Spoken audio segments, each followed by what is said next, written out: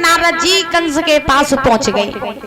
जो कंस के पास में नारद जी पहुंचे तो महाराज कंस ने बड़े ही सम्मान के साथ में नारद जी को बैठा लिया। जैसे ही नारद जी को बैठाला तो नारद ने कंस की दशा को देखा, प्रश्न कर दिया, क्या बात है कंस? अरे जब हम पहले आते थे तो तुम बड़े प्रसन्न दिखाई देते थे, लेकिन अब जब हम आए हैं तो तुम इतने उदास क्यों हो? तुम्हारा चेहरा कुमलाया हुआ क्यों है? बताओ क्या बात है? कंस ने जवाब दिया, महाराज बात तो कुछ नहीं है, लेकिन बात एक है, वो मेरे दिमाग में 24 घंटे घूमती रहती है। नारद बोले, कौन सी बात? तो कंस बोला, महाराज देवकी को जब हम विदा कर रहे थे तो आकाशवाणी हुई थी। आकाशवाणी ने ये कहा था कि देवकी के गर्भ से जो 8वां बालक होगा वो मेरा काल होगा। तो महाराज जाई चिंता में हम दिन ब दिन डूबे जाते, और अगर तुम कुछ देर पहले आए जाते तो अब एक देवकी को बालक आओ तो तुम उसके दर्शन कर लेते। अगर तुम कुछ देर पहले आ जाते तो देवकी के बालक के दर्शन कर लेते।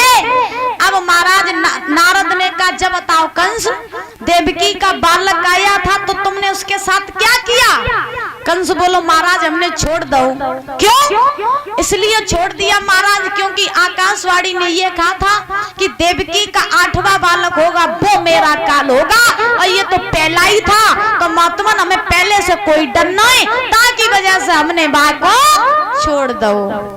जो इतने वचन कहे कि छोड़ दिया तो महाराज नारद कहने लगे, कंस तुमने बहुत बड़ी गलती कर दी। कंस बोला, क्यों, क्या गलती कर दी? तो महाराज नारद ने एक 8 पंखुड़ी वाला पुष्प लिया, पुष्प, और जो पुष्प लिया नारद कहने लगे, इस पुष्प को तुम देख रही हो? नारद कंस बोला, हाँ देख रही है। नारद ने जवाब दिया, जब बताओ उस पुष्प में कितनी पंखुड़ियां हैं? तो महाराज कंस कहने लगा, ऐसे थोड़ा ना बताइए महाराज, पहले मैं गिनन देव। तो नारद बोले, अगर तुम इसे गिनना चाहते हो तो इसे तुम गिनो। तो महाराज कंस जो रहे उस पुष्प को सीधी तरफ से गिनने लगा। 1 2 3 4 5 6 7। नारद बोले, गिन ली? कंस बोला, हाँ महाराज गिन ली। कितनी है? बोले 8। किस तरफ से गिनी? बोले सीधी तरफ से। नारद बोले, अब तुम से उल्टी तरफ से गिनो। कंस उल्टी तरफ से गिनने लगा, 1 2 3 4 5 6 7। महाराज ये बात समझ में नहीं आ रही, इस पुष्प की पंखुड़ी को सीधी तरफ से गिनो तो 8, उल्टी तरफ से गिनो तो 8। मेरी बात समझ में नहीं आई। नारद बोले, कंस यहीं पर तुम झटका खा रहे हो, क्योंकि तुम्हें नहीं पता है देवकी का 8वां बालक पहला हो सकता, पहला ही 8वां हो सकता है। महाराज अब तो कंस के जो पर्दे थे वो सब हट गए, आंखों के सामने से कंस दौड़ा और जवाब दिया, महाराज बात तो तुम सही कह रहे हो। कंस ने विलंब नहीं लगाया, कंस भाग पड़ा, दौड़ पड़ा, और भागते भागते परीक्षित महाराज जेलों में पहुंच गया। जब जेलों में कंस पहुंचा तो क्या देखा कि देवकी अपने बालक को लाड़ कर रही थी। तो महाराज देवकी के पास में जाकर के कंस ने कहा, देवकी इस बालक को हमें दे दो, ये बालक हमें दे दो। देवकी बोली, भैया अबे कुछ देर पहले तो बालक तेरे ही पास से आओ, अब तू यहाँ इसे देखने के लिए यहाँ तक भी आ गया। कंस बोला, देवकी हम इसे देखने के लिए नहीं आए, इसे मारने के लिए, इस बालक को हमें दे दो। परीक्षित महाराज ध्यान रखना, देवकी ने वो बालक नहीं दिया। कंस को क्रोध आया, देवकी के हाथ से वो बालक को छीन लिया, छीन करके शिला पर पटक दिया। जैसे ही शिला पर पटका, उस बच्चे के मांस के लोथड़े पूरे जेल में फैल गए। मार करके वो कंस वहां से चला गया।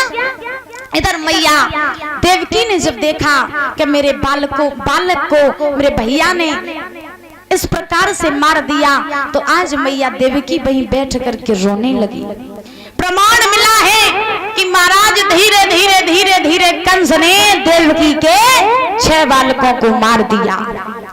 जब 6 बालकों को मारा तो महाराज उन 6 बालकों के नाम क्या थे? परीक्षित महाराज, उन 6 बालकों के नाम क्या थे? किसी को पता है? तुम्हें पता है? चलो हम बताए दे रहे हैं। देवकी के जो कंस ने 6 बालक मारे थे, उनमें से पहले का नाम था स्मर, और दूसरे का नाम था उदयदीप, तीसरे का नाम था प्रियवर्ण, और चौथे का नाम था पतंगी, पांचवे का नाम था ध्रुवभूत, और छठवें का नाम था घृणी। ये देवकी के 6 बालक थे जो कंस ने मारे थे। श्री सुखदेव जी समझा रहे हैं, राजन परीक्षित, जिस मैया के सामने उसके 6 बालकों की हत्या कर दी जाए तो उस मैया पर क्या बीतेगी। जब मैया देवकी रो रही है, इधर परीक्षित महाराज श्री सुखदेव जी समझा रहे हैं, राजन परीक्षित, जब देवकी के 7वें गर्भ की बारी आई तो परीक्षित महाराज 7वें गर्भ में आज भगवान शेष चले। 7वें गर्भ में भगवान शेष चले। जैसे ही चले तो भगवान कन्हैया ने क्या किया, भगवान नारायण ने क्या योग माया को बुलाया, और योग माया को बुला करके जवाब दिया, योग माया तुम चली जाओ और जा करके देवकी का 7वां गर्भ ले जा करके तुम गोकुल में जो वसुदेव की पहली पत्नी है रोहिणी, उसके गर्भ में पहुंचा दो। भगवान ने योग माया को आदेश